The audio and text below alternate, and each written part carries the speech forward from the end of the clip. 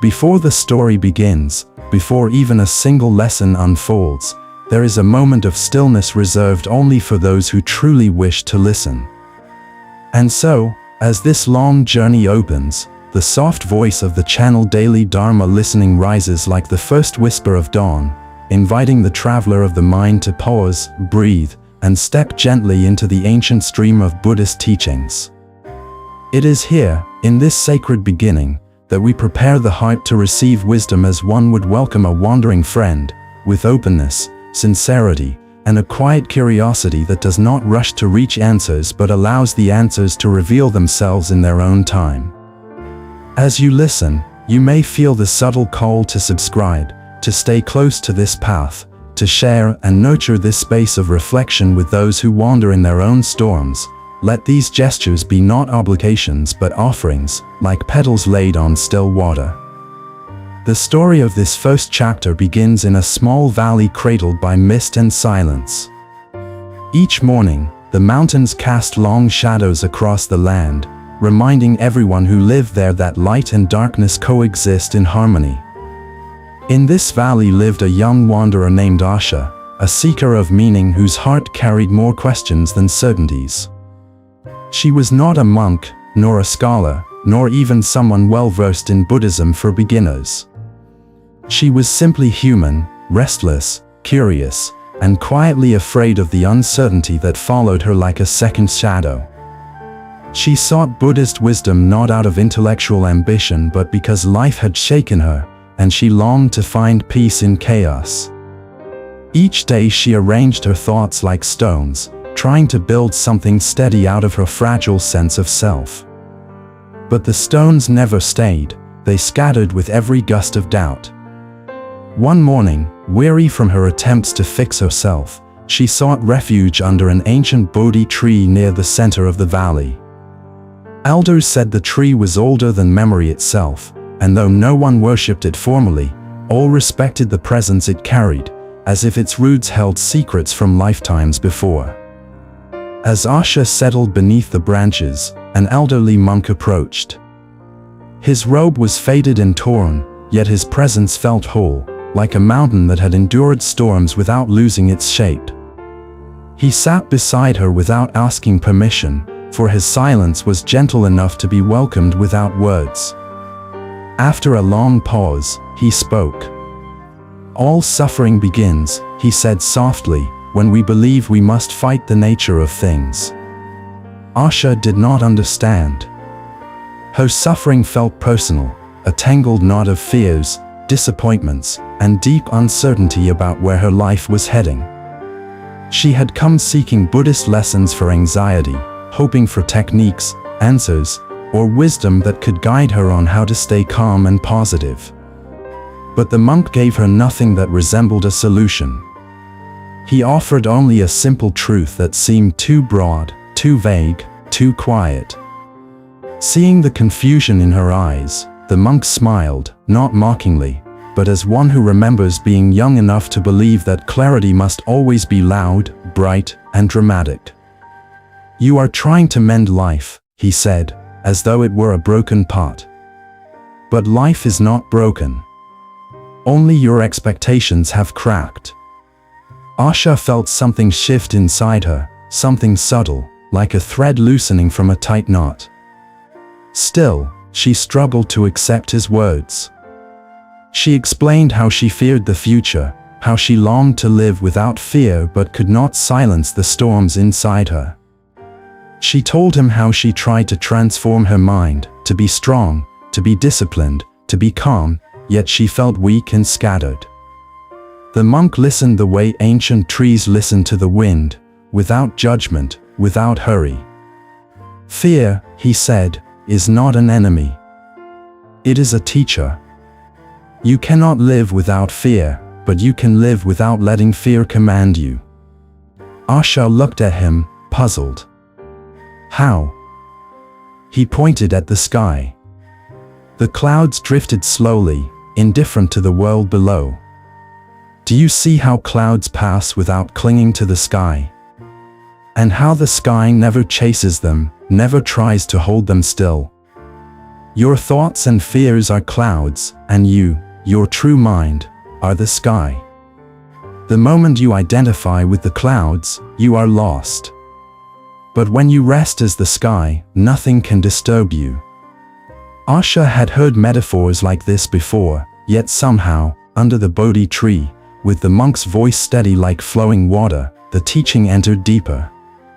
She realized that she had been clinging to every emotion, every anxious thought, analyzing them, fearing them, trying to control them. She gathered each worry as if it were real danger. She had forgotten that thoughts, like clouds, have no substance unless she gave them meaning. But how do I stop clinging? She asked. You do not stop clinging, the monk replied gently. You simply notice that you are clinging. That recognition alone begins the release. Asha lowered her gaze. She felt vulnerable, exposed. I feel lost, she admitted. I don't know what to trust inside myself anymore. The monk nodded. Then trust this, when you feel lost, it is because the self you thought you were is dissolving. And in the space that remains, something truer can emerge. Feeling lost is not a mistake, it is an invitation. A breeze brushed the leaves above them.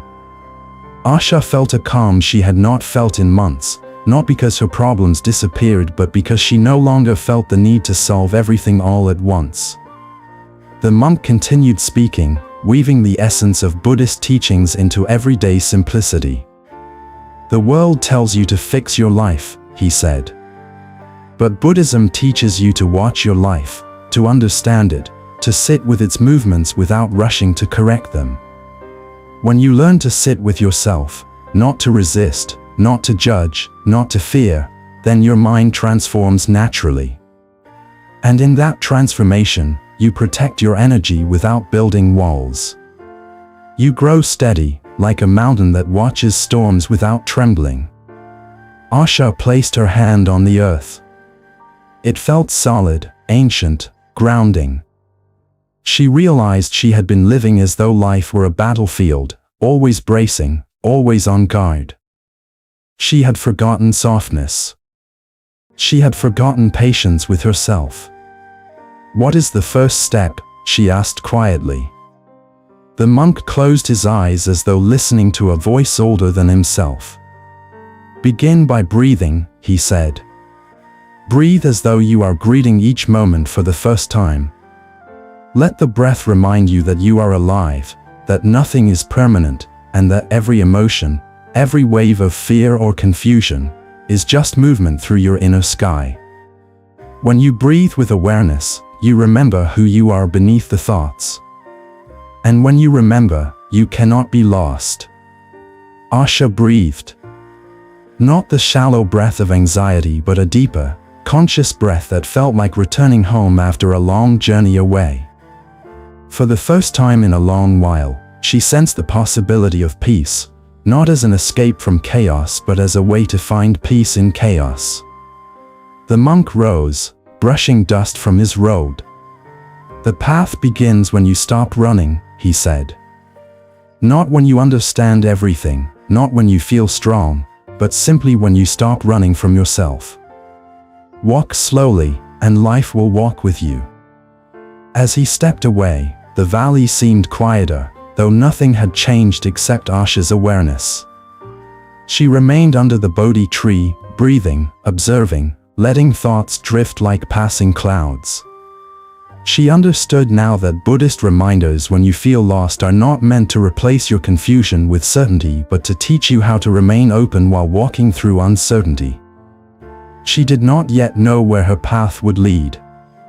She only knew that the journey had begun, not elsewhere, not someday, but here, in this breath, in this moment of quiet honesty with herself.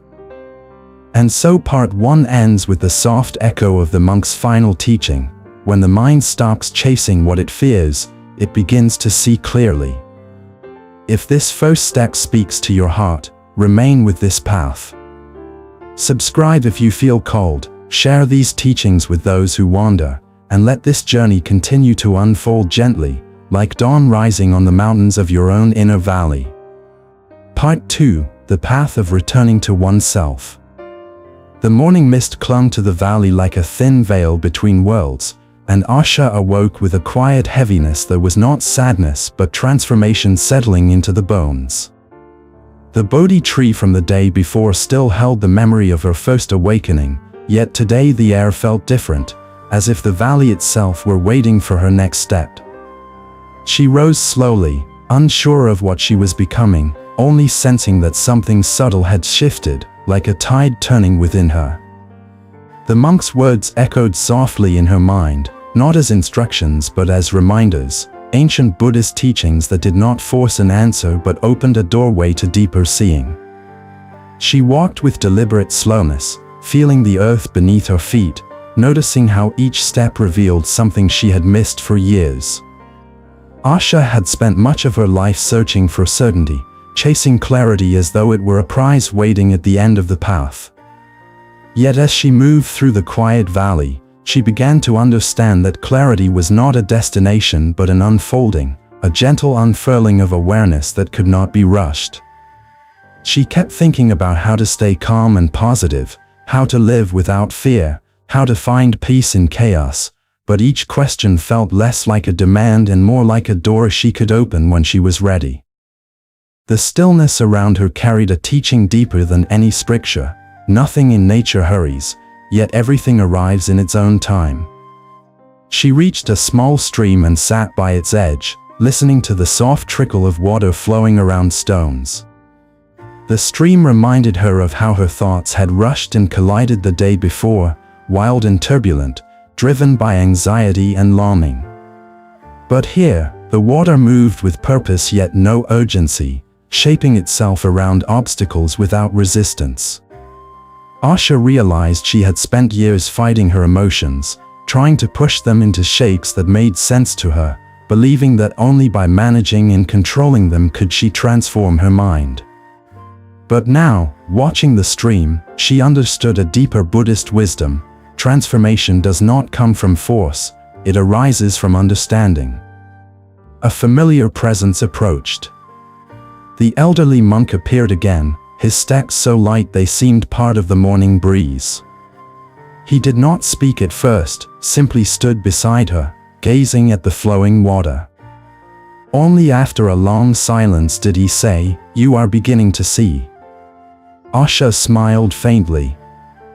"I feel something changing, but I don't understand what it is." The monk sat beside her. "Change is not something you understand," he said. "It is something you allow." Asha lowered her eyes, watching a single leaf drift along the surface of the stream. "Why do I keep feeling lost?" she asked quietly. "Every time I learn something, a new uncertainty appears." "That is the way of awakening," the monk replied. "Each illusion you release reveals another layer beneath it. Like peeling bark from an ancient tree, you uncover the living truth hidden inside. Feeling lost is part of the journey. It is a Buddhist reminder when you feel lost, you are moving through old patterns, dissolving identities you no longer need." Asha looked at him intently. "But it's frightening. I keep trying to protect my energy, to hold myself together, but I feel like something is unraveling." The monk nodded with compassion. "Of course it is frightening. The ego fears dissolving, for it believes it is all you are. But there is something untouched beneath the ego, something vast and steady. When the outer layers fall away, you are not losing yourself, you are returning to yourself." The phrase settled deep within her. Returning to yourself. She repeated it silently, feeling its resonance ripple through her body. For so long, she had mistaken her worries, ambitions, and fears as the essence of who she was. She had clung to them, as someone drowning might cling to driftwood, not realizing that letting go would allow her to float. "What should I do?" she asked. The monk motioned toward the stream. "Watch," he said. She followed his gaze. A small branch tumbled into the water, caught briefly between two rocks before slipping free and continuing onward. "Life is like this," he said. "Moments arise, become entangled, then pass. Suffering begins when you believe you must remove every obstacle from the water. But the stream does not worry, and it flows all the same." Asha let the teaching wash over her. Her breath softened. She realized how often she resisted the natural flow of things, trying to fix, control, predict, and shape every event. She pushed back against life, believing peace could only be found once everything was perfect.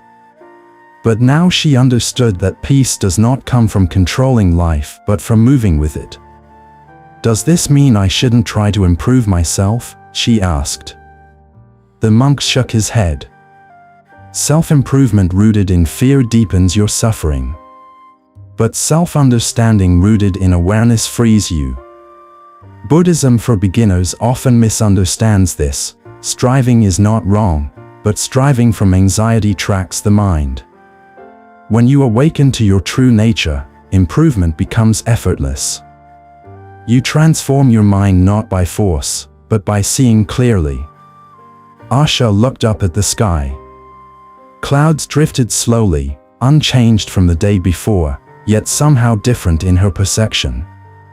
She remembered his teaching about the sky and the clouds, and realized she had spent years believing she was the clouds, shifting, unstable, always reacting to storms. But beneath those shifting forms was an inner sky that had always remained untouched. The monk continued, "When you remember the sky within you, anxiety loses its power." Buddhist lessons for anxiety teach us that emotions are not enemies but movements. You do not need to stop them. You only need to stop identifying with them. Asha breathed deeply. The air felt lighter, as if the valley had opened its arms around her. A new question rose within her, but it was not one she feared. "How do I return to myself?" she asked. The monk closed his eyes, as though listening to a distant truth. "You return by being present," he said.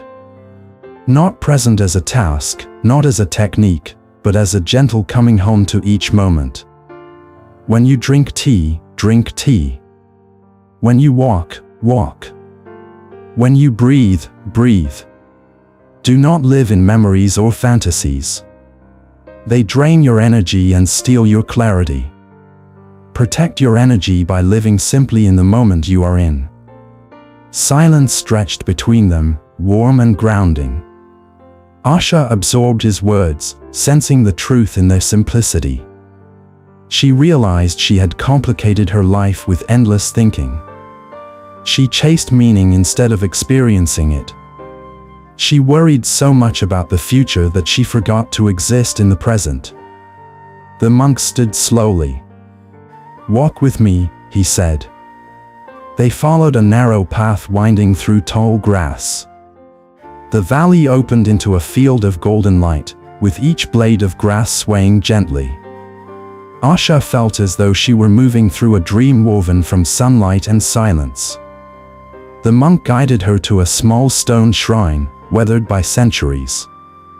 "This shrine," he said, "was built by a traveler who once felt lost, like you. He sought answers from the world, but the answers only revealed themselves when he turned inward." "What happened to him?" Asha asked. The monk smiled. He realized there was nothing to find, only something to awaken. Asha touched the stone, feeling its cool surface warmed by patches of sunlight. She felt a strange kinship with the traveler of long ago, as though their journeys were connected across time. "You are beginning a long path," the monk said gently. "There will be days when you feel clear and days when you feel confused. Do not cling to either. Let the mind flow like the stream.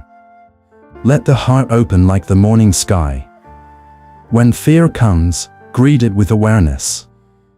When peace comes, receive it with gratitude. This is how you find peace in chaos. Asha bowed her head, feeling humility rather than fear. She sensed that the journey ahead was not about becoming someone new but uncovering the self she had buried under years of fear, doubt, and expectation. As the sun rose higher, casting warm light across the valley, Asha felt a quiet resolve settle within her. She would walk this path, not perfectly, not without moments of weakness, but with sincerity. And in walking it, she would slowly, gently, return to herself.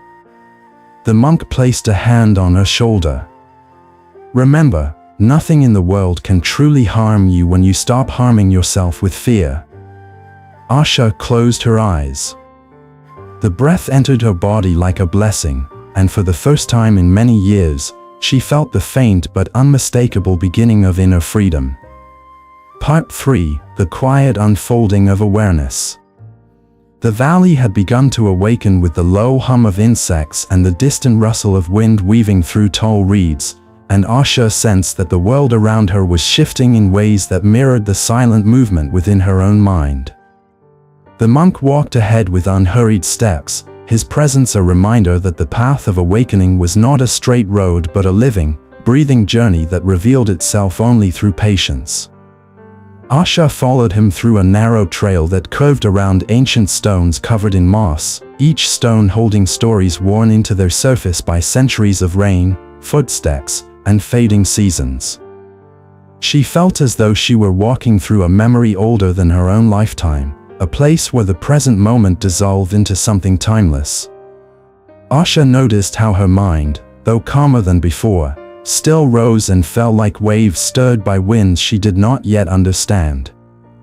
Questions continued to surface about fear, anxiety, purpose, and the fragile uncertainty of being human, but the urgency behind them was beginning to soften.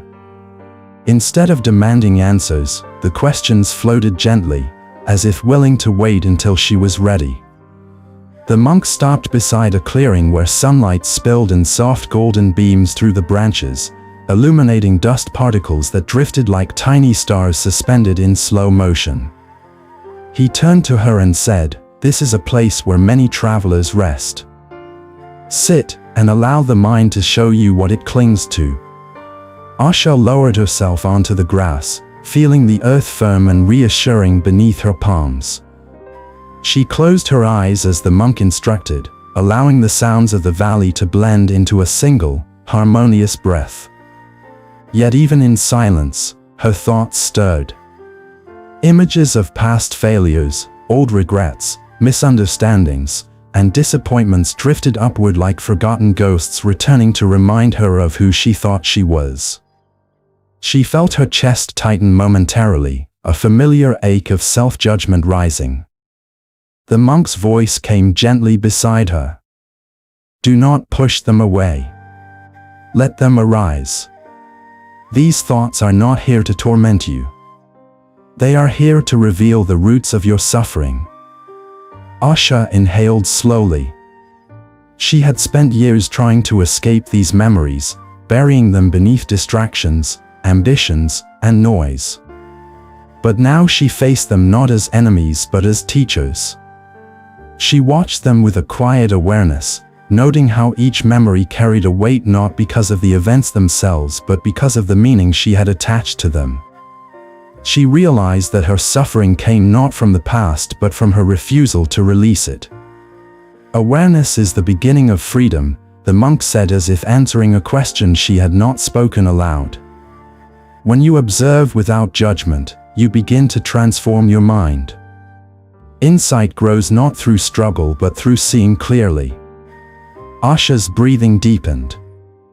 As she sat in meditation, the boundaries between past and present dissolved. The old pain lost its sharpness, softening into something that no longer demanded her resistance. She felt the beginnings of a truth that Buddhist teachings had spoken of for centuries: suffering persists not because of what happens to us but because of how tightly we cling to it. Each regret she carried had become like a stone she refused to put down, believing that letting go meant forgetting who she was. But now she understood that letting go simply meant freeing herself. When she opened her eyes, the world seemed brighter, not because the sun had risen higher, but because the shadows within her had begun to shift. The monk watched her with quiet understanding. "You are learning to see," he said. "But seeing is only the beginning. Now you must learn to walk with what you see, without being overwhelmed by it." They rose from the clearing and continued along a winding path that led toward a ridge overlooking the entire valley. From this height, Asha could see how every path, stream, and field connected, forming a tapestry of movement and stillness woven together in perfect balance. The monk pointed outward. "Do you notice how nothing in the valley struggles to be what it is? The grass is simply grass. The river flows without questioning its course. The mountains stand without needing to prove their strength. Only the human mind fights its own nature." Asha felt the words strike gently but deeply.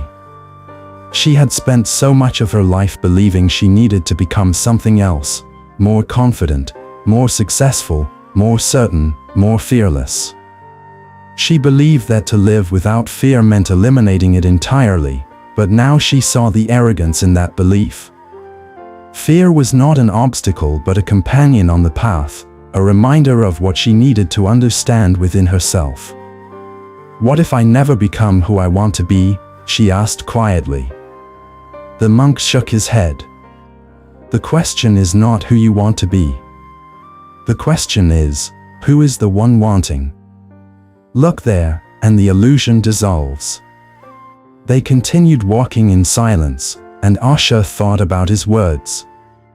She realized that identity, this sense of who she should be, was a constant source of tension. She chased it endlessly, like someone chasing their own reflection in the water. The tighter she grasped her imagined self, the more anxious she became. She finally understood why Buddhist lessons for anxiety often emphasized non-attachment. Anxiety grows from clinging to illusions of control. As they descended a slope toward a grove of bamboo trees, Asha noticed something remarkable. With each gentle wind, the bamboo swayed gracefully, bending but never breaking. Their flexibility was not weakness, it was strength. They yielded to the wind, knowing resistance would only cause them to snap. She paused, mesmerized by their subtle teachings. The monk smiled. "The bamboo knows how to protect its energy. It moves with life, not against it. If you learn to bend rather than resist, suffering cannot break you." Asha reached out and touched one of the bamboo stalks. It felt firm yet alive, not rigid like the expectations she once imposed on herself. She realized that her suffering had come from trying to control everything, from striving to hold a rigid form even when life demanded she adapt. She whispered to herself, "May I be like the bamboo." The monk heard her and nodded approvingly. To find peace in chaos, you must allow yourself to move like the bamboo. Serenity does not come from stillness alone, it comes from the harmony between movement and awareness. Pain arrives, fear arrives, confusion arrives, all are winds that pass. But when you root yourself in awareness, nothing can uproot you.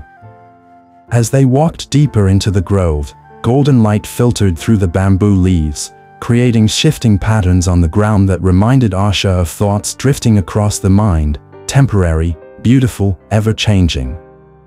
She realized that Buddhist wisdom was not abstract philosophy, it was alive in the world around her, present in every movement of nature, every rise and fall of breath, every moment of awareness. "Why do humans suffer so much more than the rest of nature?" she asked. The monk replied, "Because humans cling to stories about who they are.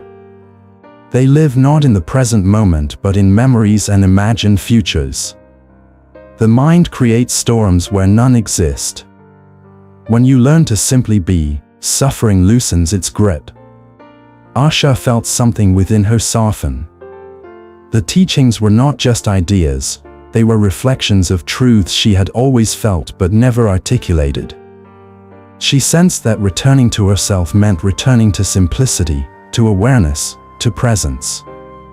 It meant no longer running from discomfort but allowing it to teach her. It meant not escaping fear but understanding it. They moved toward a small spring bubbling gently from the earth. The monk knelt and cupped the water in his hands. "This spring has flowed for centuries," he said. "But if you grasp the water too tightly, it slips through your fingers. The same is true with peace. You cannot grasp it. You must hold it gently, like water resting in open palms."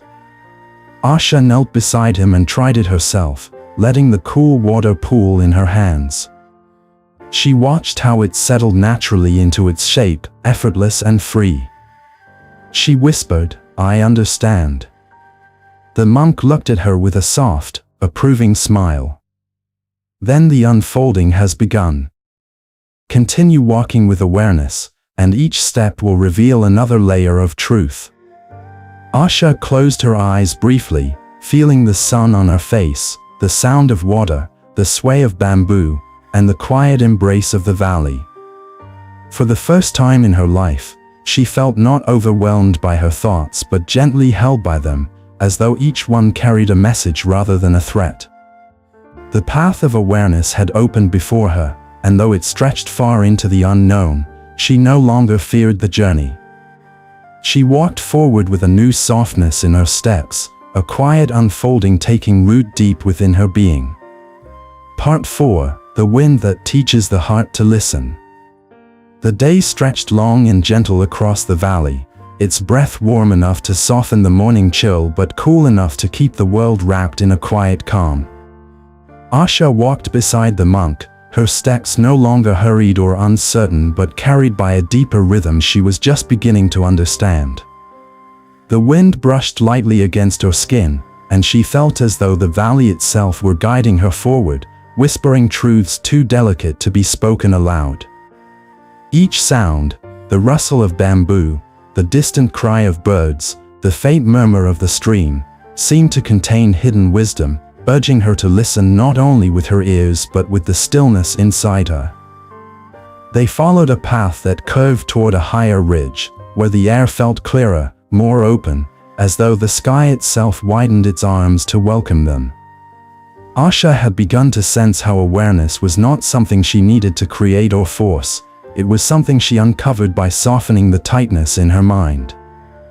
The monk had taught her that Buddhist teachings unfold naturally when the heart listens without resistance, and now she felt that truth moving within her like a quiet river gaining strength.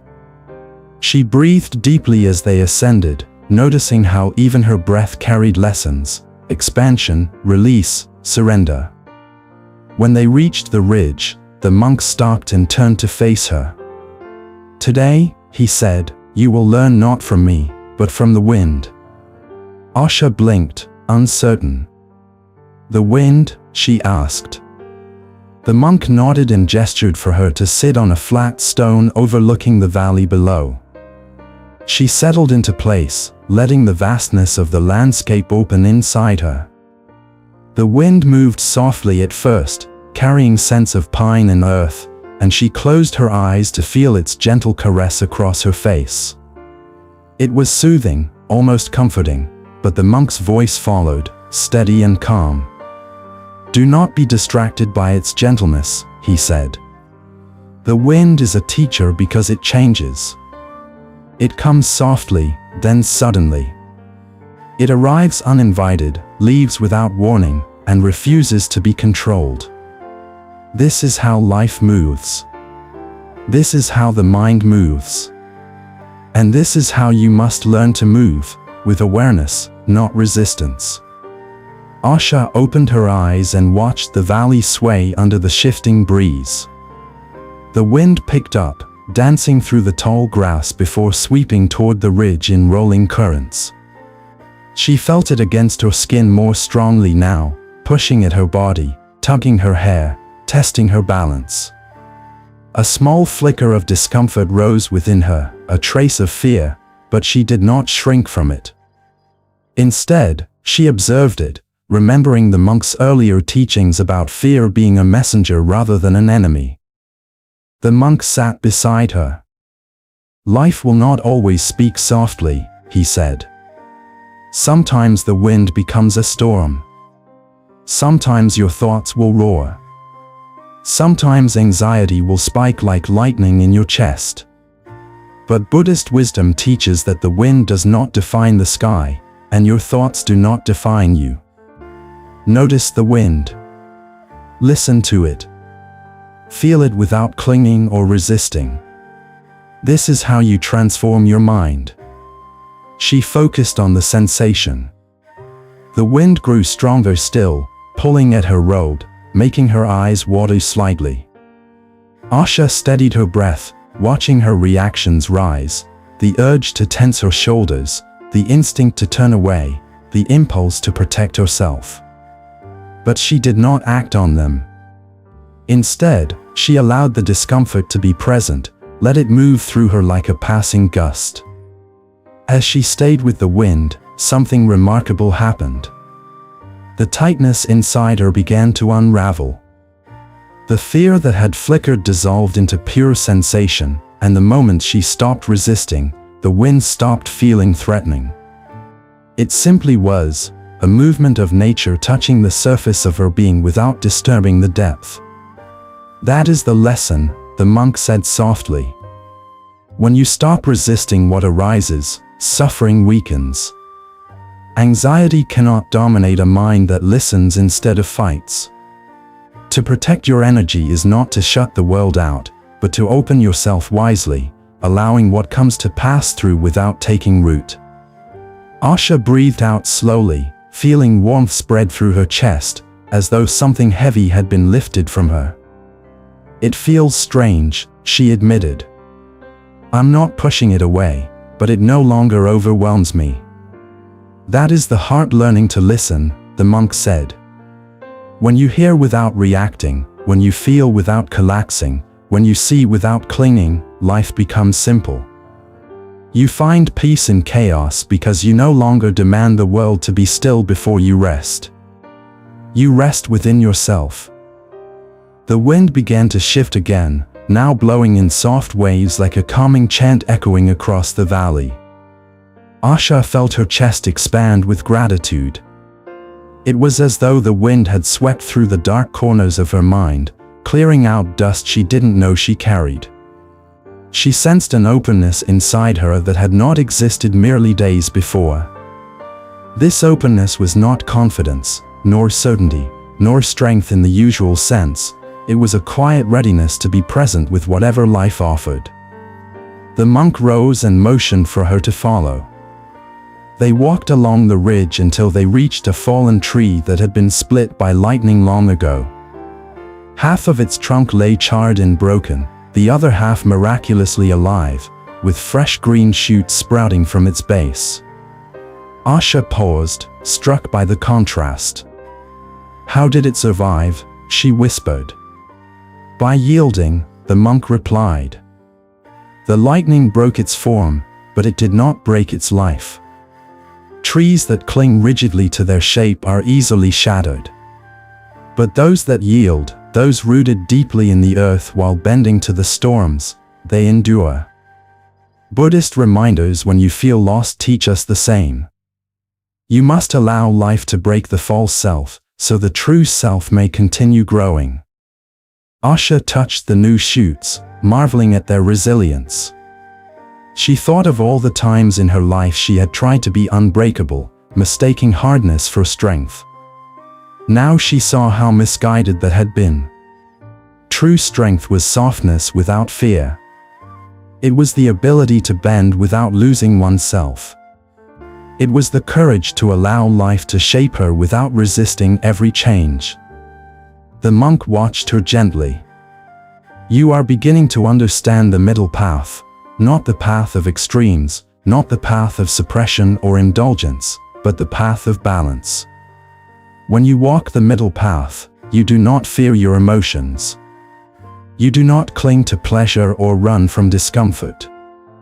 You see everything as part of your unfolding. They descended from the ridge through a forest trail where sunlight flickered through branches in moving patterns. The monk paused as they reached a clearing. "Sit here," he said. "There is one more teaching for today." Asha sat, inhaling the earth's scent deeply. She felt grounded yet open, alert yet peaceful. The monk spoke with slow clarity. Life does not ask you to be fearless. It asks you to see fear clearly. When you observe fear rather than obey it, you live without fear controlling you. You begin to live without fear not by eliminating it, but by understanding its impermanent nature.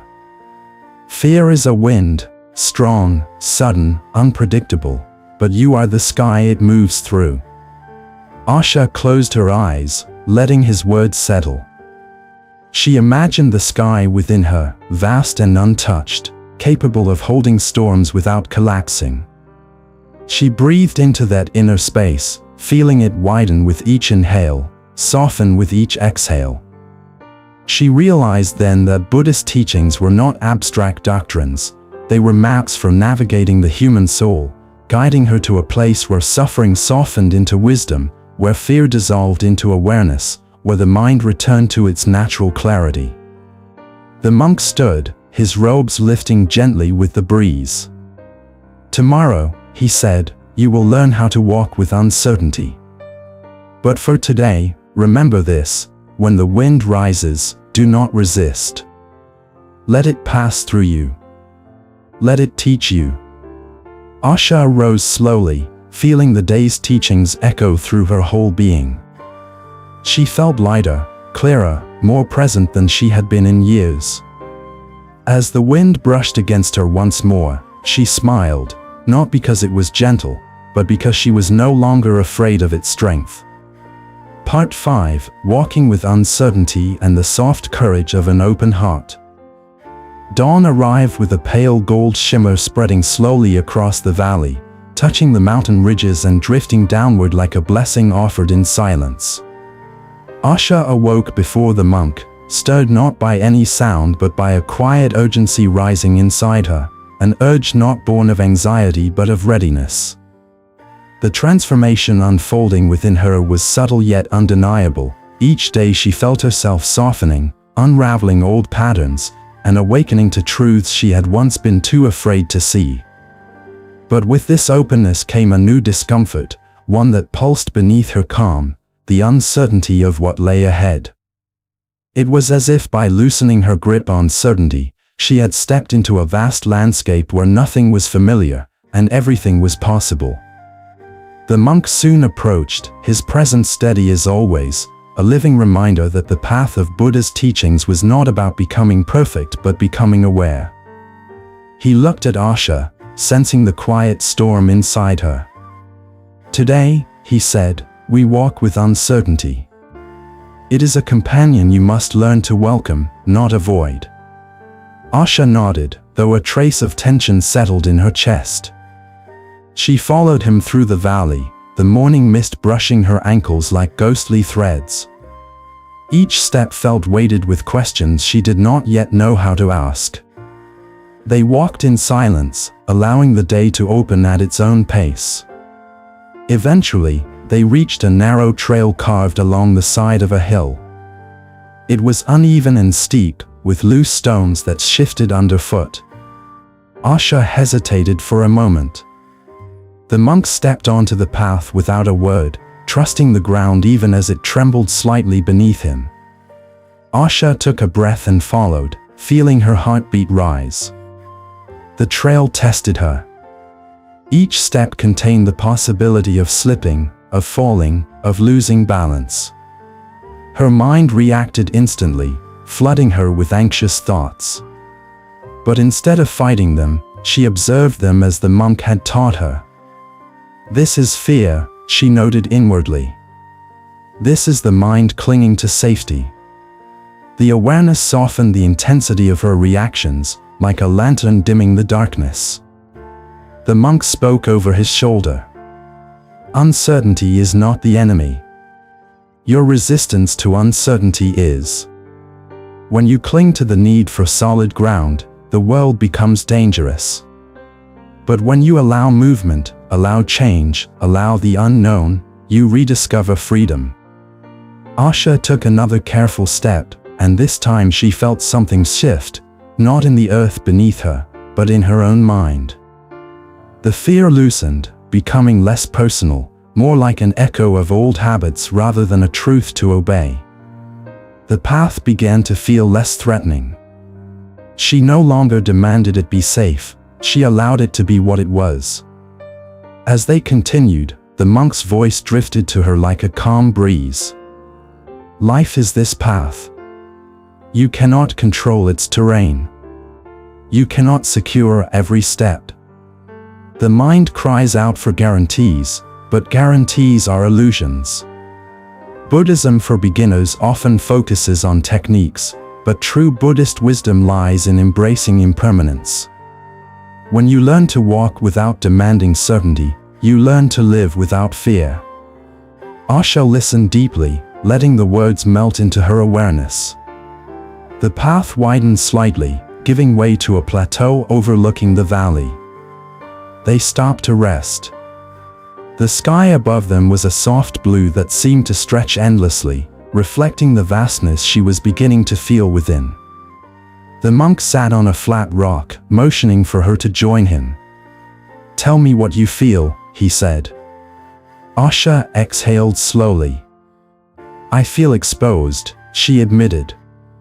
"As though everything stable inside me is dissolving.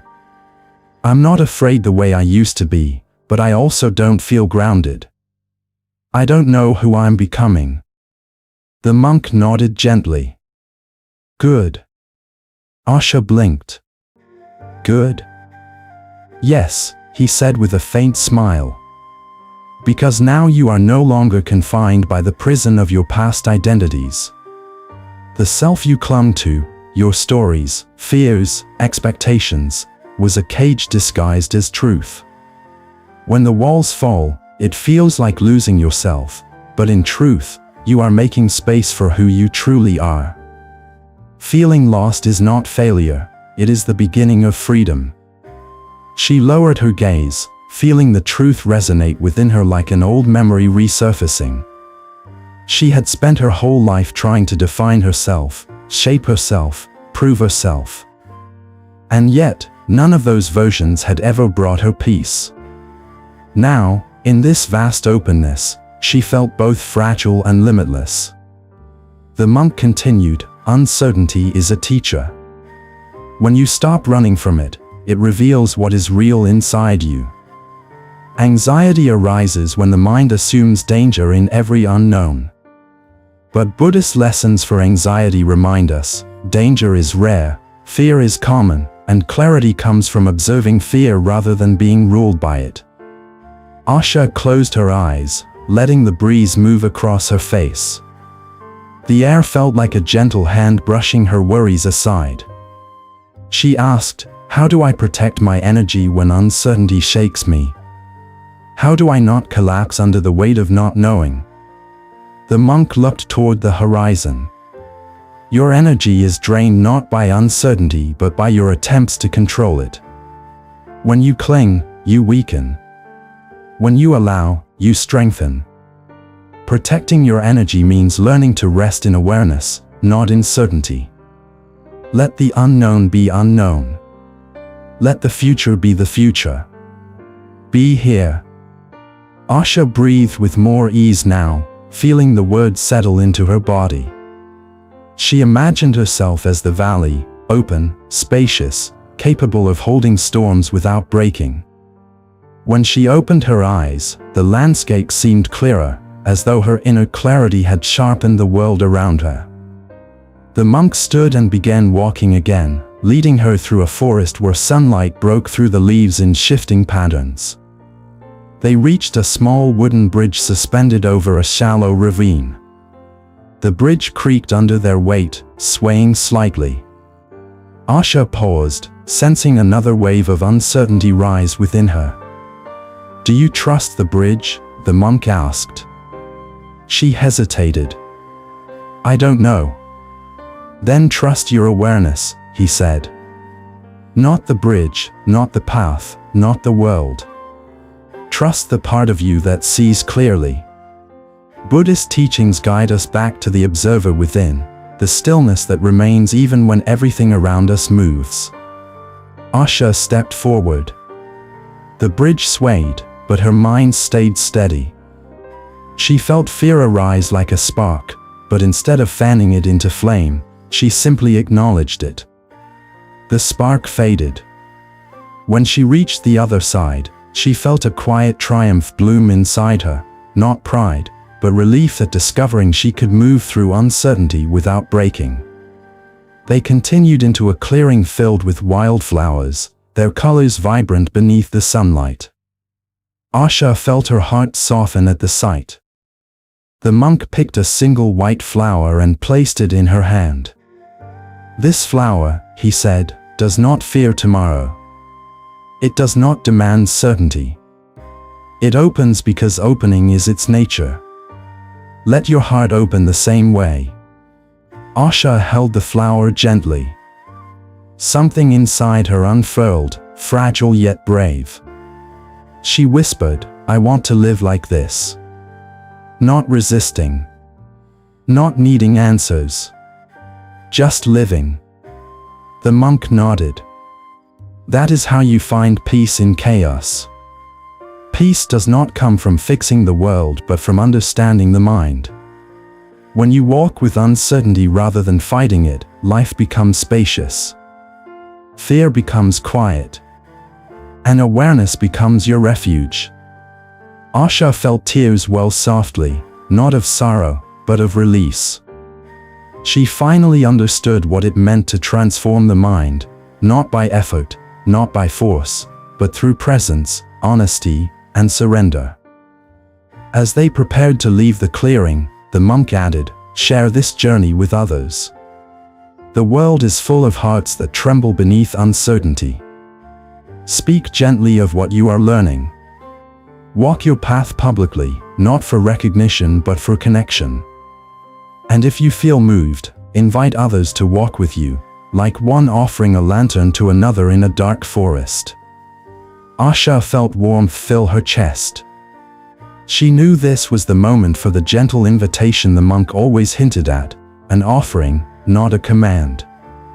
She let her voice soften as she spoke inwardly to those who would one day hear her story. If these teachings touch your heart, walk with us. Subscribe if you wish to stay near these lessons. Share them with those who wander, for the path becomes clearer when walked together. The monk began walking again, and Asha followed, holding the white flower as though it were a compass pointing inward.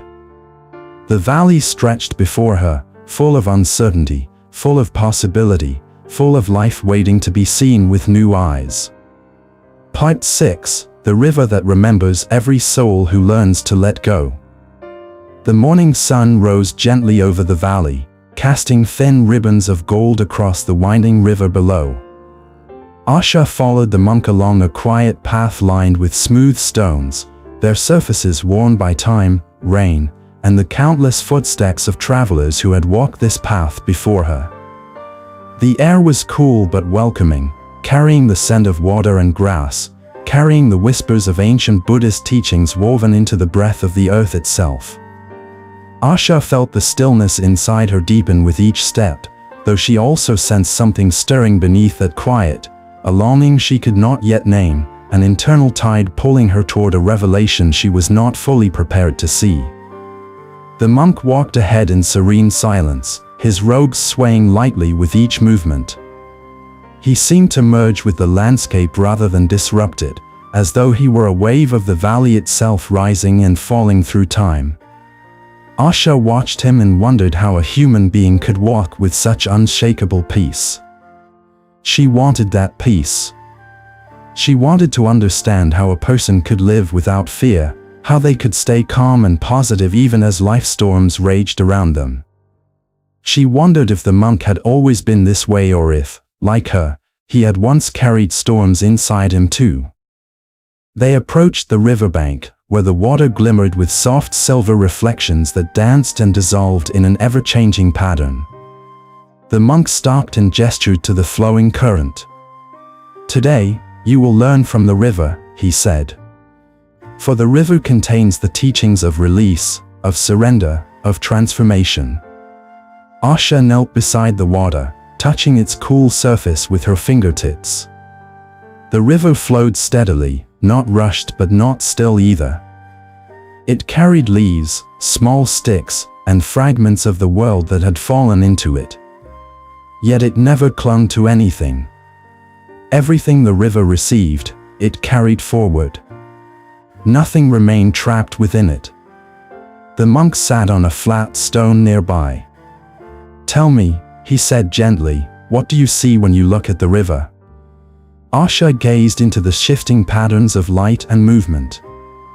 At first, she saw only water and motion, but then something deeper emerged. "I see life," she said slowly. "Life moving forward. Life not holding on." The monk nodded. "Yes. And do you see yourself in the river?" Asha swallowed. She did. She saw how her entire life had been a struggle against movement, against change, against uncertainty, against loss. She clung to identities, memories, fears, and desires the way a drowning person clings to driftwood. But the river showed her another way, to move, to let go, to trust the current even when she did not know where it led. "Why do humans cling so tightly?" she asked, her voice heavy with introspection. The monk watched the river with her. "Because humans fear emptiness," he said. "Fear the unknown. Fear losing what they believe defines them. But Buddhist wisdom teaches us that emptiness is not nothingness. It is openness, space, possibility. Only when you let go of what you cling to can something new flow into your life." Asha looked down at her hands. She realized she had carried her fears, anxieties, and expectations like tightly clenched fists her entire life. Letting go felt impossible, yet, seeing the river, she felt the first hint of how it might be done. The monk picked up a small stone. "This stone," he said, "has no desire to float. If you drop it in the river, it sinks. This is the nature of stone. But if you cling to the stone and step into the river, you sink too." Many people do not drown because of the river, they drown because they refuse to let go of what pulls them down. He offered the stone to Asha. She held it in her palm, feeling its weight. "What does this stone represent for you?" he asked.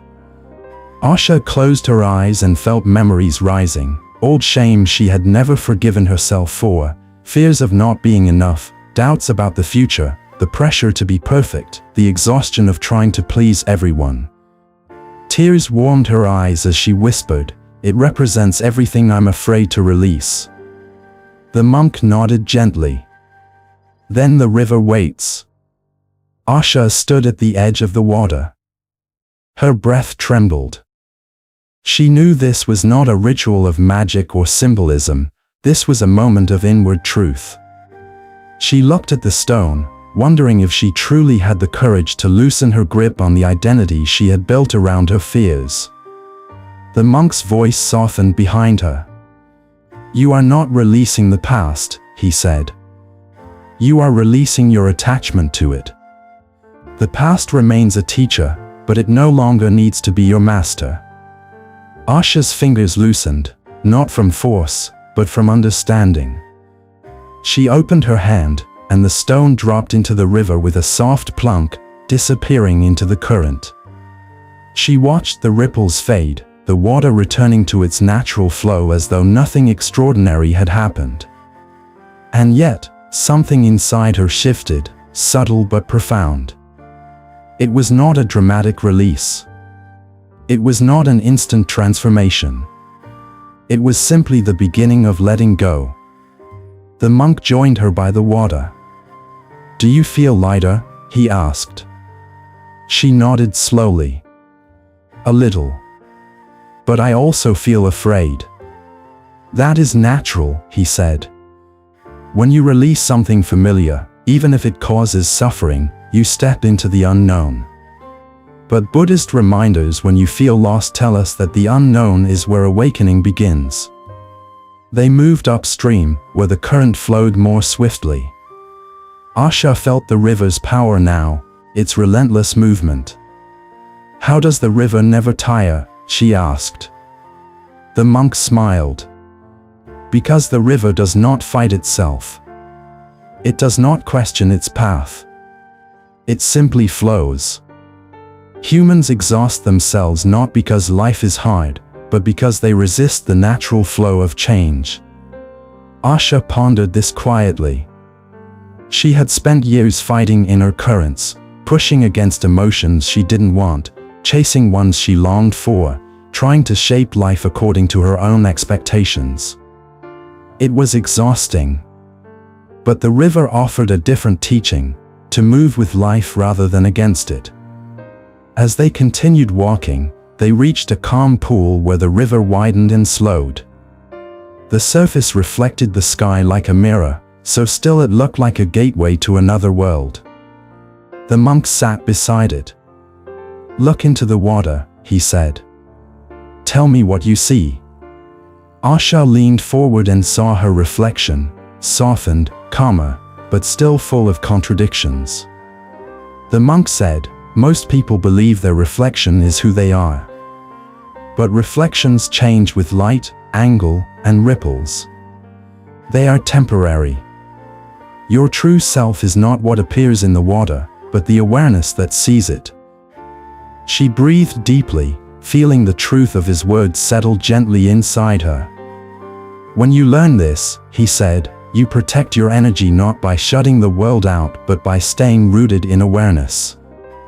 Nothing external can define you unless you cling to it." Asha looked again. This time she did not see a fixed identity staring back at her. She saw impermanence. She saw possibility. She saw life unfolding without needing to be controlled. A bird flew low across the water, its wings leaving brief ripples before vanishing into the trees. Asha followed its path with her eyes, realizing something profound: the ripples did not last. Nothing did. And perhaps that was the beauty of life. The monk stood. "Let us return," he said. "Today, you have learned to let go. Tomorrow, you will learn to open." As they walked away from the river, Asha felt something new in her heart, a gentleness, a spaciousness, a quiet courage. She had begun to understand how Buddhist lessons for anxiety did not eliminate fear but taught her to move with it like a river flowing around stones. And as the valley embraced her in the late afternoon light, she felt the journey deepening, guiding her toward a self she was only beginning to meet. Part 7: The opening of the inner gate and the courage to receive life as it is. The morning air felt different, charged with a quiet expectancy that Asha could not fully name. It was neither heavy nor light, neither warm nor cool. It was simply present, like a breath waiting to be noticed. As she walked beside the monk through the valley, she sensed that another threshold within her was nearing, a gate she had never dared to approach because she feared what waited on the other side. She had spent years trying to control life, trying to manage her emotions, trying to make the world match the shape of her desires. But now, after learning to let go, if only a little, she sensed there was something deeper she was being asked to do, to open. The monk did not speak for a long time. His silence was not withholding but spacious, allowing Asha's mind to settle into its own rhythm. They walked across a meadow where the morning light stretched in long golden lines, illuminating each blade of grass with quiet radiance. Asha sensed how different she had become, not transformed suddenly, but softened, loosened, awakened to the subtle movements of her inner world. The old noise inside her felt dimmer, like a distant echo rather than a relentless storm. Eventually, the monk turned to her. "Yesterday you learned to release," he said. "Today you learn to receive." The words puzzled her. "Receive what?" she asked. The monk smiled, his eyes reflecting both kindness and depth. "Life." Asha blinked. "Isn't that what I've always been doing?" "No," the monk said gently. "You have always been resisting life, shaping it, negotiating with it, fearing it, demanding that it be different. But you have not learned to let life come to you as it is. To receive life means to open the heart without condition." Asha's breath trembled. Something in her chest tightened, not with fear but with an ancient vulnerability she had long avoided. Opening felt more dangerous than letting go. Letting go meant releasing the past. Opening meant allowing the present to touch her, to enter her, to change her. That required courage she was not sure she possessed. The monk continued walking, guiding her to a grove of ancient cedar trees whose branches intertwined like the fingers of old sages sharing secrets across centuries. Their presence was grounding, their silence sacred. Asha felt as though they were stepping into a living temple shaped not by human hands but by time itself. "Sit," the monk said. She settled on the moss-covered ground, feeling its coolness seep into her knees and palms. The monk sat across from her, his posture relaxed, his breath slow and steady. For a long moment, neither of them spoke. The air around them thickened into stillness so complete Asha felt her heartbeat echo within it. "Tell me," the monk finally said, "what happens in you when I say the word open?" Asha's throat tightened.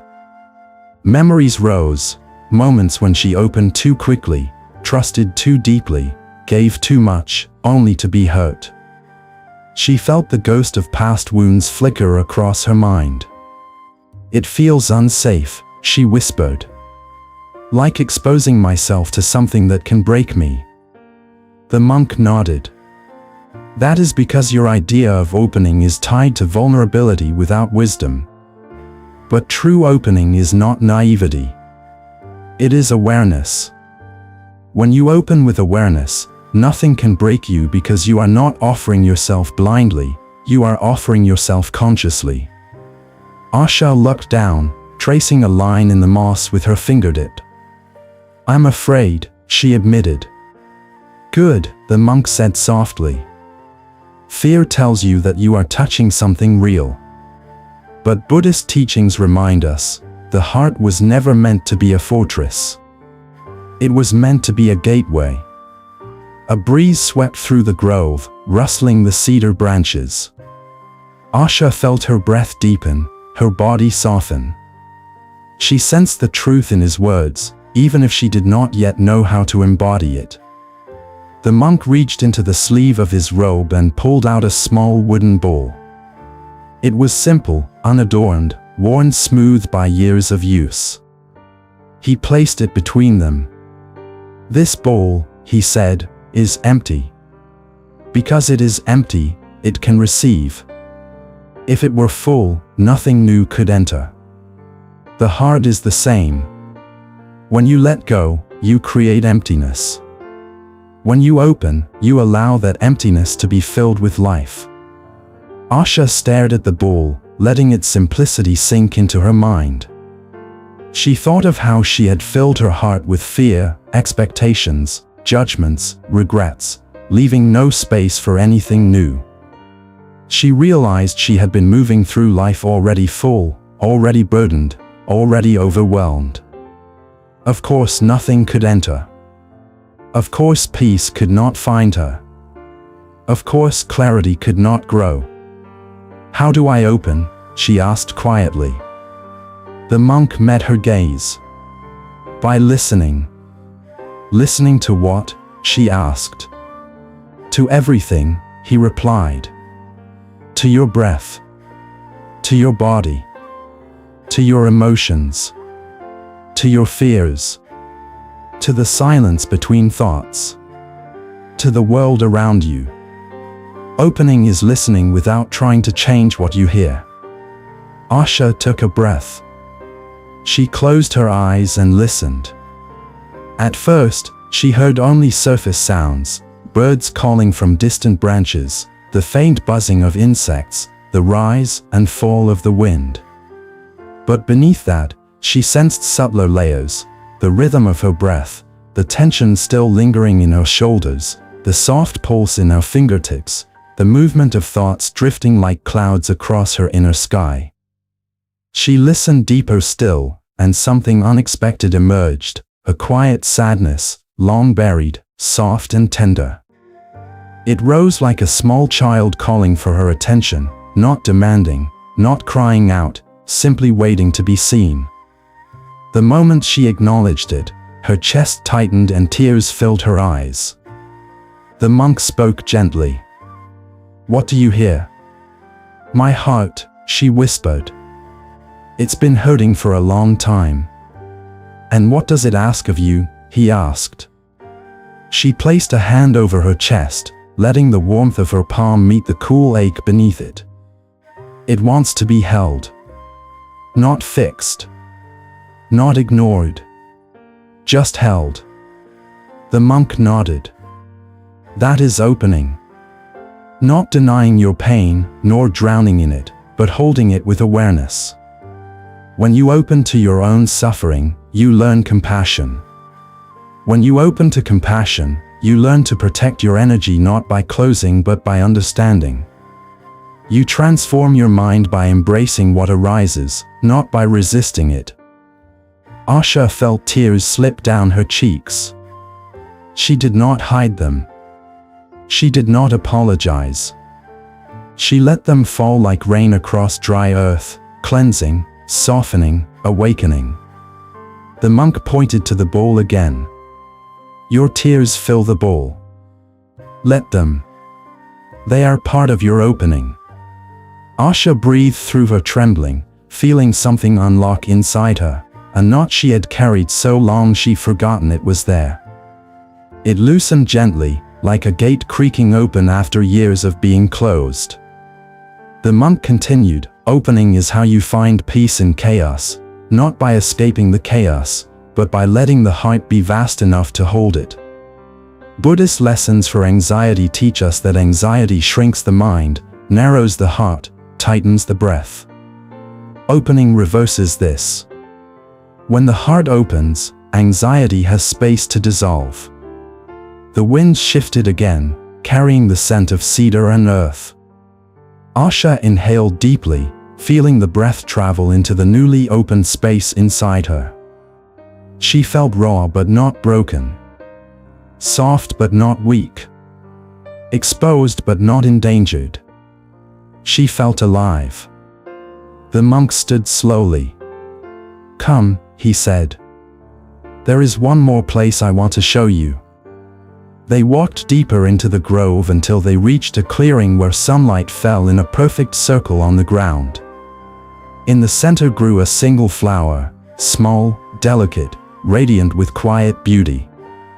"This flower blooms only when the forest opens to the sun," the monk said. "If the canopy is too dense, it cannot live. Likewise, your spirit blooms only when the heart opens." Asha approached the flower and knelt beside it, feeling an overwhelming tenderness. She touched its petal lightly. It felt impossibly soft, like a whisper against her skin. The monk said, "One day, you will bloom like this too. Not because you force yourself to, but because you have allowed life to reach you." Asha closed her eyes, letting the lesson sink deep into her being. She felt the opening within her widen, not all at once, but enough for light to enter. And so, with the heart learning to open, the path continued, drawing her further inward and further into life.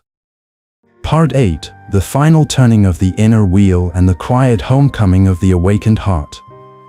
The forest had fallen into a hush so deep that even the wind seemed reluctant to disturb it. Asha walked beside the monk through this living silence, sensing that the path ahead was guiding her towards something long awaited, something that felt both like an ending and a beginning. The lessons of letting go, opening, surrendering, witnessing, and softening had changed her in ways she could not yet fully comprehend, but she felt the transformation inside her like a seed breaking open underground, preparing to rise into the light. Every breath she took felt fuller. Every step felt truer. Every moment felt more alive. They emerged from the cedar grove into a wide clearing bathed in evening light. The sky stretched in soft hues of gold and rose, and the clouds resembled drifting silk. Asha felt the world around her slowing, as though nature itself knew that this moment required stillness. The monk walked ahead until he reached a circle of stones arranged in perfect symmetry. They were ancient, smoothed by centuries of sun, rain, and the footsteps of countless seekers who had stood where Asha now stood. He motioned for her to enter the circle. Asha hesitated. Something about the stones felt sacred, as though stepping inside meant acknowledging everything she had learned, and everything she could no longer pretend not to know. She stepped forward anyway. As she crossed the invisible boundary of the circle, her breath deepened without her awareness guiding it, as though her body understood the significance before her mind did. The monk spoke with a voice softer than the breeze but stronger than any fear she had ever known.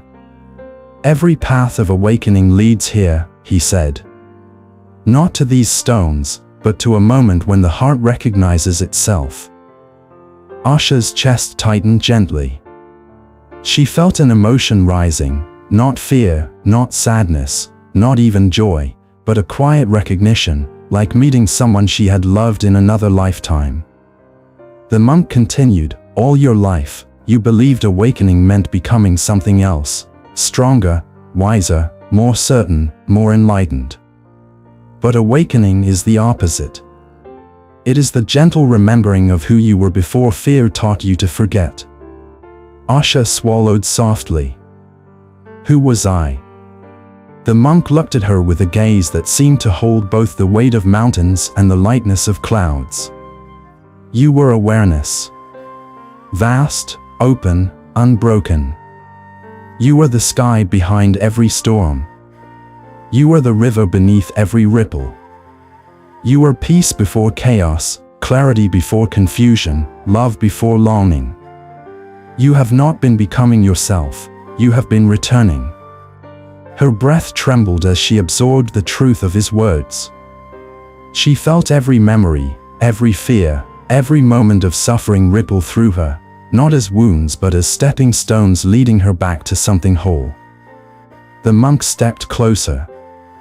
"Now," he said, "you will complete the turning of the inner wheel." She met his gaze. "What must I do?" "Nothing," he replied. "Simply see." He lifted one hand and pointed to her heart. "Close your eyes." Asha did.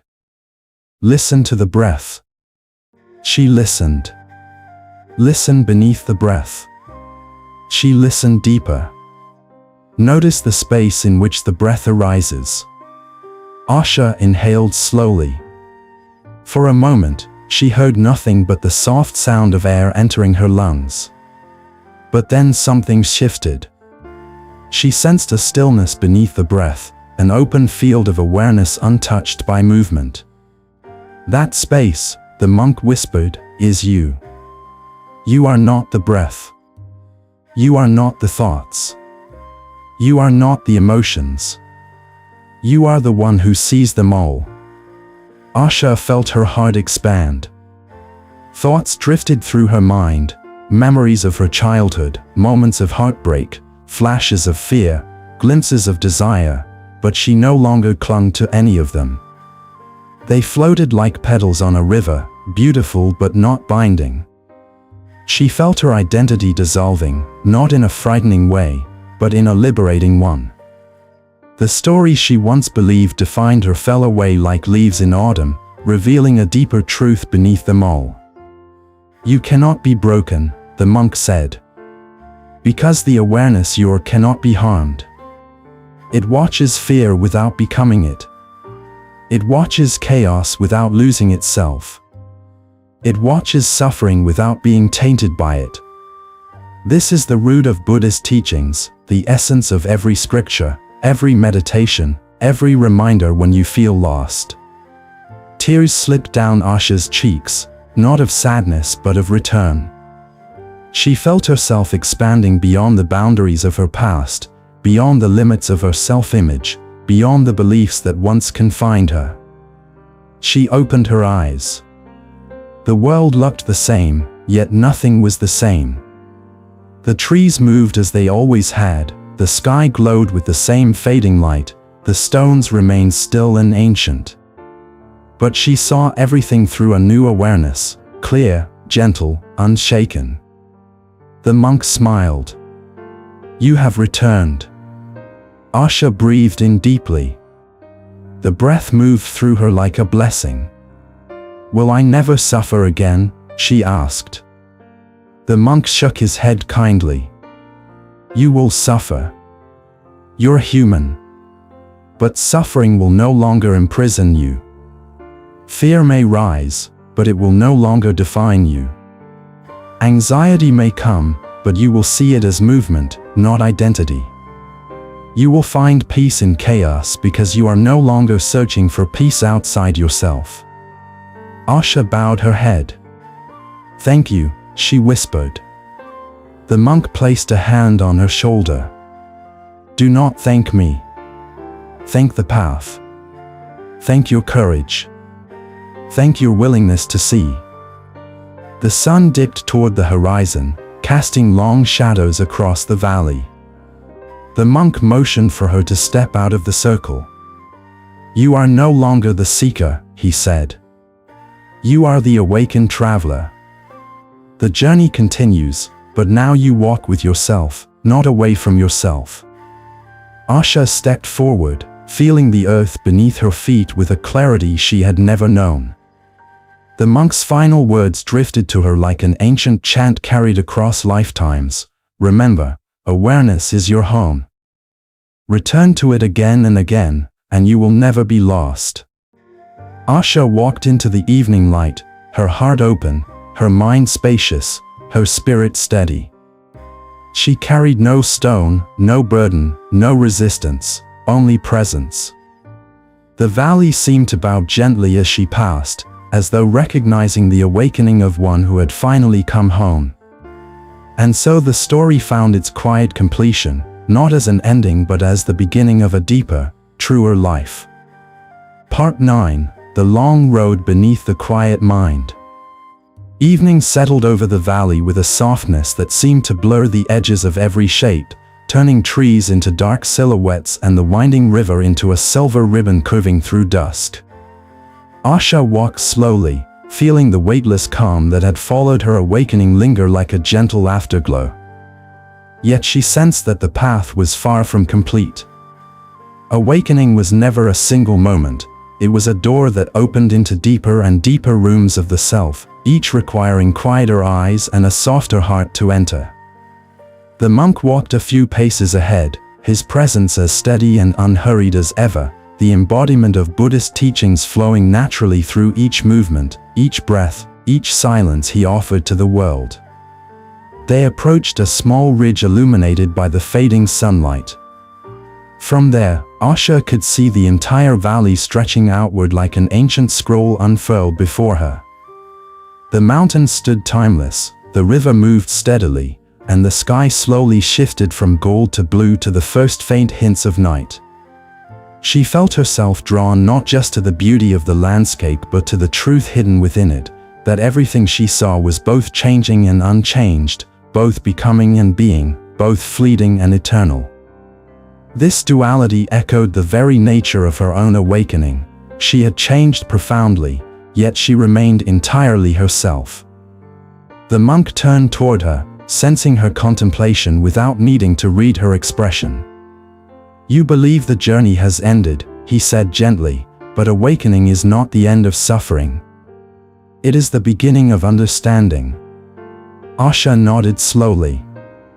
"I feel clearer," she said, "but I also feel more aware of the subtle movements inside me, the small fears, the shifting thoughts, the tiny reactions I never noticed before. It's like seeing the patterns of my mind with new eyes." The monk smiled. "Awareness does not erase the mind, it reveals it. And when the mind is revealed, the path deepens." This is where many students turn back, believing suffering should have vanished. But Buddhist wisdom teaches us that suffering becomes easier not because it disappears but because you stop identifying with it. Asha absorbed his words, feeling a quiet recognition bloom within her. "Then what comes next?" she asked softly. "The long road beneath the quiet mind," the monk replied. "The road of integration. Learning to live what you have seen. Learning to walk with awareness not only in stillness and meditation but in the ordinary storms of daily life." They descended the ridge and entered a grove of tall grasses swaying gently in the evening breeze. Fireflies had begun to emerge, blinking like tiny stars fallen to earth. Asha walked among them, feeling the delicate shimmer of their light echo something within her own newly opened heart. There was beauty in their fragility, beauty in their brief glow. She realized then that she too had been glowing briefly her entire life, flashes of clarity amidst long stretches of confusion. But now, her glow felt steadier, anchored not in fleeting moments but in something deeper. The monk spoke again, his voice blending with the rustle of grass. "The heart that awakens must also learn humility. For awakening does not make you invincible, it makes you honest. You will still feel anxiety. You will still face fear. But you will see these not as enemies but as movements passing through your awareness. This is how you find peace in chaos, not by controlling the chaos but by understanding the sky in which it moves." Asha stopped, letting the monk's words settle into her as naturally as evening light. She realized how often she had imagined that awakening meant perfection, the absence of pain, the elimination of all negative emotions. But perfection was not the goal. Presence was. She turned to the monk. "What should I do when fear arises again?" she asked. "When uncertainty returns?" The monk gestured to the fireflies. "Do you see how they flicker? Some moments they shine, others they vanish. Fear is the same, an intermittent spark in the darkness of the mind. Do not try to catch it. Do not try to stop it. Simply see it as part of the whole." They continued walking until they reached a small stone bridge that crossed a narrow stream. The water below flowed quietly, reflecting the deepening blue of the sky above. Asha leaned on the bridge's railing, feeling the coolness of the stone beneath her hands, listening to the soft gurgling of the water beneath. It reminded her of the river from earlier days, the lessons it taught her about letting go. But tonight, the lesson felt different, not release, but continuity. "Awakening is not a peak," the monk said beside her. "It is a river. It continues. It deepens. It changes you slowly, in ways you may not notice. You will wake tomorrow not as someone transformed completely, but as someone who sees more clearly than the day before. And clarity grows not through effort but through remembrance." "Remembrance of what?" Asha asked. "Of awareness," the monk said. "Of your true nature. Of the fact that every thought is a cloud, every emotion a wind, every fear a passing ripple, but you, your true self, are the sky, the stillness, the riverbed beneath the water. Asha closed her eyes, allowing the truth to settle deep inside her. She felt calm, but not the fragile calm she once chased. This calm was alive, flexible, steady like bamboo bending but never breaking. She felt a strength that did not assert itself but simply existed, a quiet resilience that grew naturally from awareness. The monk placed a hand on the bridge, his fingers lightly brushing the stone. "We will not stay in this valley forever," he said. "The path will take us to other places, villages, mountains, deep forests, and eventually the world of people again. Your awakening must be carried into the noise, into conflict, into relationships, into daily life. That is where true transformation happens." Asha felt a ripple of both excitement and nervousness. She had found peace in the stillness of the valley, but could she hold it in the chaos of the world? Could she protect her energy when surrounded by noise and demands? Could she stay calm and positive when life tested her again? The monk smiled gently, reading her uncertainty. "This question shows your readiness," he said. "The heart that doubts its strength is a heart already humbled. And humility is the root of wisdom." They left the bridge and walked deeper into the night, guided by moonlight filtering through the trees. Asha felt the world become softer, quieter, more dreamlike. The monk paused near a large rock that overlooked a field glowing faintly with moonlit mist. He sat and motioned for her to sit beside him. He said, "Close your eyes again. Tell me what you find." Asha obeyed. At first, she felt her breath. Then the beat of her heart. Then the faint hum of the night.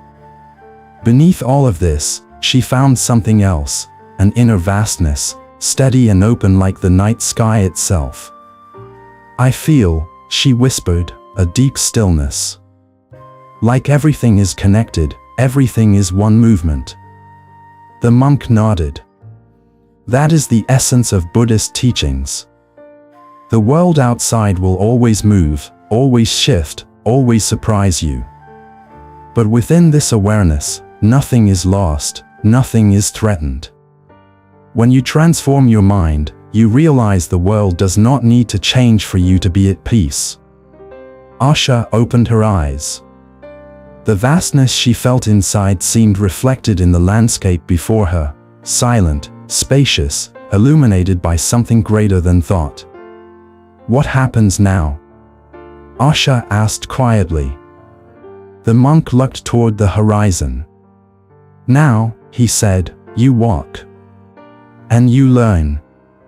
And you carry this awareness into the world. The path does not end. It deepens." Asha breathed deeply, feeling the full weight and beauty of his words. She understood now that awakening was not a finish line but a gentle beginning, a door through which she would step again and again with curiosity, compassion, and humility. She looked at the monk, gratitude swelling in her chest. "I'm ready," she said, not as a declaration but as a truth rising from her newly awakened heart. The monk nodded. Then the long road beneath the quiet mind continues. And so, under the calm embrace of moonlit sky, the journey carried forward, silent, deep, and infinite. Part 10. When the outer world returns, the inner light must learn to stay. Night had settled fully over the valley, weaving a dark cloak across the landscape, but instead of obscuring it, the darkness seemed to reveal a quieter, deeper truth. The stars glimmered like distant lanterns suspended in the expanse of the sky, and the moon hung low, its pale glow illuminating the narrow path Asha now walked with the monk. She felt an inner calm blooming within her chest, delicate yet steady, as though the teachings she had absorbed had finally taken root. Yet she sensed a new threshold approaching, one that would test not her understanding, but her ability to carry that understanding forward into the world beyond this serene valley. The monk walked with his usual unhurried grace, his stride neither fast nor slow, but guided by a rhythm that felt timeless. Asha followed, her footsteps soft but grounded, her breath steady as she allowed the cool night air to fill her lungs. The silence between them was no longer empty, it was full, alive, shimmering with a quiet presence that made even the darkness feel like a friend. They walked until they reached an open plateau overlooking the farthest edge of the valley, a place where the hills dipped and gave way to a road that disappeared into the unknown. The monk stopped, his gaze resting on that distant road. "This path," he said, "does not remain here. And neither will we. The world outside waits for you." Asha swallowed. She had known this moment would come, but she had not expected it so soon. A subtle unease stirred in her, a fluttering of old fears rising from the depths like dust disturbed by a passing breeze. "I thought we would stay here longer," she admitted softly. The monk shook his head. "Peace found only in solitude is incomplete. Peace must be carried into noise, conflict, uncertainty, and the ever-shifting landscape of human life. To live without fear is not to avoid the world, it is to meet it fully with awareness." Asha lowered her gaze, letting his words sink into the tender parts of her mind. She felt the truth in them. Awareness was not meant to remain sheltered. It had to be lived, embodied, and tested. Still, her heart wavered. "I'm afraid I will forget," she whispered. "I'm afraid the chaos of the world will shake me. That my anxiety will return. That I will lose this calm." The monk's eyes softened with compassion. "You will forget. And you will remember. This is the rhythm of the path." He stepped closer. "Awakening is not a permanent state. It is a practice. You will fall many times. But each time you return to awareness, you strengthen the root within you. Buddhist lessons for anxiety do not promise freedom from fear, they teach you to see fear clearly, so it cannot deceive you. You do not protect your energy by avoiding life, you protect it by meeting life with a steady, open heart." Asha took a deep breath, the cool air grounding her. She thought of the river, the wind, the bamboo, the flower blooming beneath the cedar canopy. Each had taught her something essential. But now she sensed the greatest teaching was not to come from the valley at all, it was waiting beyond it, in the world of people, responsibilities, interactions, and unpredictability. The monk led her along the plateau's edge until they reached a stone outcropping overlooking the vast expanse beyond the valley. From here, Asha could see distant villages, faint lights flickering like scattered stars across the dark land. They were small, fragile points of warmth against the vast darkness, and yet they endured. "That is life," the monk said. "Small flames flickering in a world far larger than we can understand. Yet those flames keep burning." Asha watched the lights, feeling a mix of longing and apprehension. "How do I carry this stillness into the world?" she asked. The monk placed a hand on her shoulder, his touch light but steady. "By remembering the sky within you. The world will move, but awareness will not.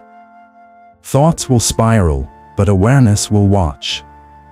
Emotions will rise and fall, but awareness will remain untouched. You have learned to find peace in chaos here.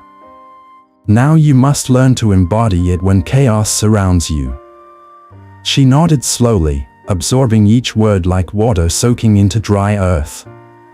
The monk guided her down a winding path toward the valley floor, where the night air grew warmer, and the faint sense of pine and damp soil filled their senses. They walked silently until they reached a clearing near the riverbank. Moonlight shimmered on the water's surface, casting gentle ripples across the dark current. The monk sat on a large stone and motioned for Asha to sit beside him. She did, feeling the stone's cool solidity grounding her once more. "Look at the river," he said. Asha gazed at the water flowing steadily through the night. Its movements were graceful but unstoppable, weaving around rocks, bending with the curves of the bank, never fighting the obstacles in its path. "This river does not resist," the monk said. "But it also does not lose its direction. It moves with life, not against it. If people insult you, let the words pass through you like water around a stone. If life surprises you, let yourself bend like the river's path. If fear arises, let it move through you without clinging. When you learn this flow, you learn to live without fear." Asha placed her hand on the surface of the water, feeling its coolness against her skin. It moved beneath her touch, not resisting, not demanding, only flowing. The monk continued, "The world will challenge your awakening. That is its nature. But challenges are not enemies. They are teachers in disguise. Buddhist reminders when you feel lost teach us that the mind becomes clearer in storms than in stillness. Do not fear losing your way. You will always find your way back by returning to the breath, to awareness, to the stillness beneath thought." Asha closed her eyes, breathing deeply, letting each word sink deeper into her heart. She felt both stronger and more tender than she ever had. This mix of vulnerability and resilience felt like the beginning of true courage. The monk stood and gestured for her to follow him once more. They walked a short distance to a grove of young saplings swaying gently in the night wind. The monk touched one of the slender trunks. "These trees are young," he said. "They bend easily. Storms can break them if they cling too tightly. But if they learn to sway, they grow stronger over time. You must learn to be like them as you return to the world, flexible, open, rooted not in control but in awareness." He stepped back and looked at her with a gaze filled with ancient gentleness. "Tomorrow," he said, "we leave the valley." Asha felt her breath catch. Not in fear now, but in reverence. She sensed the significance of the moment. The valley had been a sanctuary, a womb for her awakening. But the world beyond was where her path would truly unfold. The monk continued, "Before we leave, you must make a vow, not to me, not to the teachings, but to yourself." He motioned toward the river. "Sit. Listen. And speak from your heart." Asha knelt by the water, the moon reflected in the ripples like a second world shimmering beneath the surface. She placed her hands on her knees, closed her eyes, and breathed. She let the stillness she had cultivated expand within her, filling her chest, softening her mind, quieting every lingering doubt. Then, in a gentle whisper carried by the night breeze, she spoke. "I vow to remember. I vow to return to awareness when fear arises. I vow to walk gently, to protect my energy not by closing my heart but by opening it wisely. I vow to let life flow through me. I vow to meet suffering with compassion, chaos with clarity, and myself with kindness. I vow to continue the path, even when I forget. I vow to return." Again and again. Her words dissolved into the night, carried by the river's flow, and the moment felt sacred, unbroken, eternal. The monk bowed his head. "Your vow is heard," he said softly. "And it will guide you." As they stood beneath the moonlit sky, Asha felt her inner light glowing, not as a spark, but as a steady flame. She knew she would still stumble. She knew the world would still test her. She knew she would forget her calm at times. But she also knew she now carried something unshakable within her, something the world could challenge but never destroy. And as she looked toward the distant horizon where the valley ended and the unknown began, she realized she was no longer afraid. And so, under the quiet blessing of the moon, the journey prepared to leave the valley and enter the world. Part 11: The Return to the World and the Test of Ordinary Life. Dawn crept slowly across the valley for the last time, washing the land in a muted gold that felt both like a farewell and a blessing. The air was still, as though the mountains, the river, the trees, and even the wind itself were holding their breath, watching the moment unfold with the solemnity of an ancient ritual repeated through countless generations of seekers.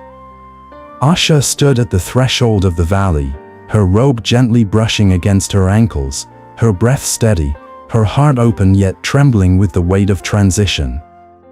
Behind her stretched the sacred land of her awakening, where the river taught her to release, where the wind taught her to listen, where the bamboo taught her to bend, where silence taught her to return. Ahead of her lay the world she once feared, the world of noise, complications, emotions, people, expectations, and unpredictable storms. But now she saw that the world was not the enemy, it was the next teacher. The monk stood beside her, silent as always, not urging her forward, not holding her back. His presence was like the earth itself, supporting without possessing, guiding without pushing. Asha felt a swell of gratitude for him, not because he provided her with answers but because he had taught her how to look beyond answers into the spaciousness of awareness itself. He finally spoke, his voice soft like morning mist dispersing under the first touch of sunlight. "This valley," he said, "was your cradle. But awakening must not remain sheltered. It must be carried into the world, where its truth can be lived." Asha looked one last time at the land that held her during her deepest transformation. The memories of her early confusion, her fears, her moments of trembling vulnerability, and her breakthroughs rippled through her mind like reflections on water.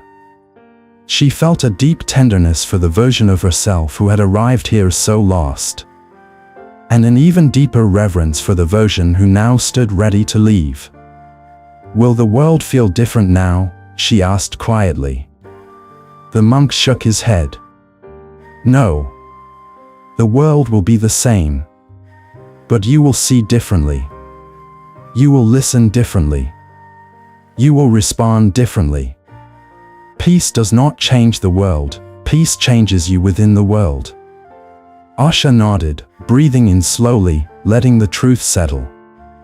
"I'm afraid I'll forget," she admitted yet again.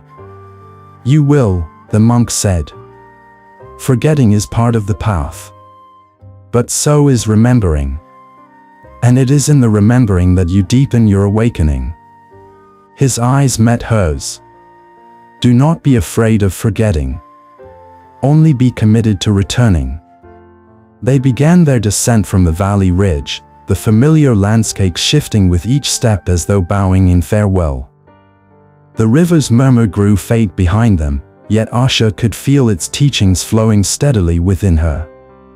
When they reached a fork in the path, the one leading toward the world and the one leading deeper into the mountains, the monk stopped. "This is where our paths separate," he said. Asha's breath caught. She had expected this moment, and yet the suddenness of it pierced her heart. "I thought you would walk with me a little longer," she said, her voice trembling. The monk smiled, not a smile of dismissal or distance, but a smile of profound understanding. "I have already walked with you long enough. The rest of the journey is for you to walk alone." She lowered her gaze, the fear of separation rising in her chest. The monk placed a hand lightly on her shoulder. "This is not the end of guidance," he whispered. "For the teacher you seek outside will continue to speak inside you.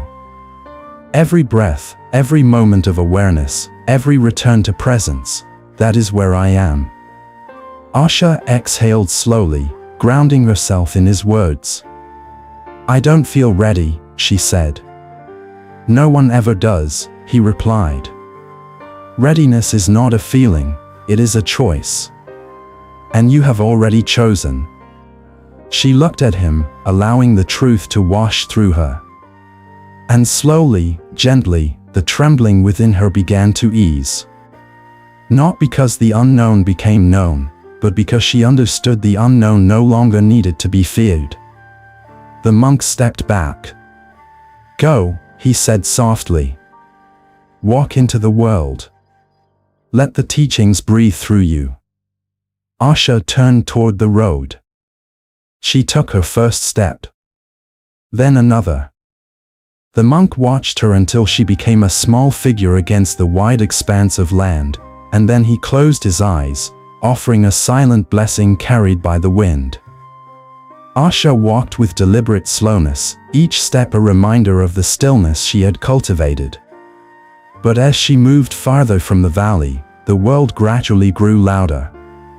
She heard faint shouts of villagers in the distance, the creaking of wooden wheels, the restless sounds of animals, the everyday noise of life unfolding in its chaotic rhythm. Her breath wavered for a moment, an instinctive tightening, an old fear resurfacing. But she remembered the river, the wind, the fireflies, the flower blooming under the cedar canopy. She placed a hand over her heart and whispered inwardly, "Return." Her breath steadied. When she reached the outskirts of a village, the first thing she noticed was a small child crying by the roadside, his knee scraped and streaked with dirt. She knelt beside him instinctively. "Are you hurt?" she asked gently. The boy nodded, trying to hold back tears. Asha touched his knee with delicate awareness, not recoiling from his pain or rushing to fix it, but simply being present with his suffering. She tore a strip from her own cloth and wrapped it around his wound. "You are safe," she whispered. "You will heal." The boy calmed, his tears softening into sniffles. A woman rushed forward, a frantic mother, eyes wide with fear. She thanked Asha breathlessly, her gratitude overflowing like a river released from blockage. Asha smiled and bowed her head slightly, accepting her words without absorbing them, recognizing that gratitude was not for her but for the moment of care that passed through her. As Asha continued deeper into the village, she observed the swirl of life around her. A man arguing aggressively over market prices. A woman hurrying with too many burdens in her arms. A group of children laughing and chasing one another. A merchant cursing under his breath while rearranging his goods. She felt the intensity of each person's inner world, their anxieties, their desires, their confusions. Once, the noise of such lives would have overwhelmed her. But now, awareness stood within her like a quiet lamp illuminating every moment. She noticed her breath tightening when she heard the arguments. "Return," she reminded herself. She felt her heart soften when she saw tired faces. "Open," she whispered internally. She sensed irritation rising when someone shoved past her carelessly. "Release," she said gently to herself. She felt the temptation to shrink when someone questioned her presence. Stay. This was the real test, not silence, not solitude, but the living world with all its unpredictable movements. Buddha's teachings came alive here, not as concepts but as actions, choices, breaths. In each moment, she could choose fear or awareness, resistance or acceptance, closing or opening. And she saw now that enlightenment was not a state to be achieved but a practice woven into every step, every interaction, every breath. She walked until the sun began to dip toward the horizon, casting warm orange hues across the village. She reached a small well at the edge of the town. There, she sat, breathing deeply, allowing the day to settle inside her. She reflected on every moment, the crying child, the impatient merchant, the bustling marketplace. None of it had shattered her. None of it had pulled her away completely from awareness. She had stumbled, yes, felt fear, irritation, uncertainty, but each time, she had returned. And that return felt like the quiet heartbeat of the awakened path. As evening wrapped the village in soft twilight, Asha raised her gaze to the sky. It stretched infinitely above her, the same silent expanse she had discovered within herself. She smiled, softly, humbly, fully. In that moment, she understood. The valley had not given her peace. It had revealed the peace she already carried. The world could not take it away. It could only ask her to remember.